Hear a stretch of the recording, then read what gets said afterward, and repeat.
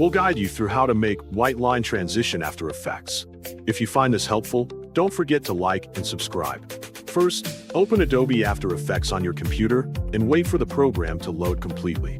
After the workspace appears, create a new composition to begin your project. Set the composition settings you need, then confirm to open the timeline.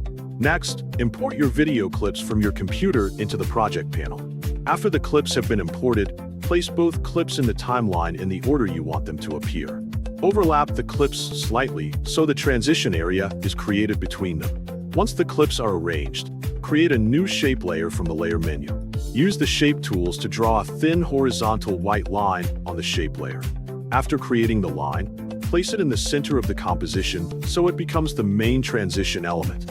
Next, select the shape layer in the timeline. Press S on the keyboard to open the scale property. Enable keyframes by clicking the stopwatch next to scale so the line can animate over time. Set the width small at the start of the transition by lowering the horizontal scale value while keeping the line thin and centered. This creates the first keyframe at the current playhead location.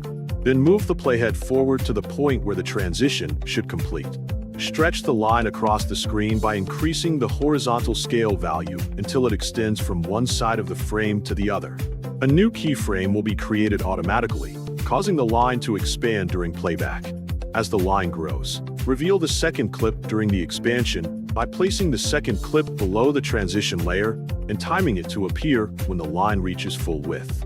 This creates a smooth scene change using the white line motion. After setting the animation, preview the result by playing the timeline from the beginning of the overlap.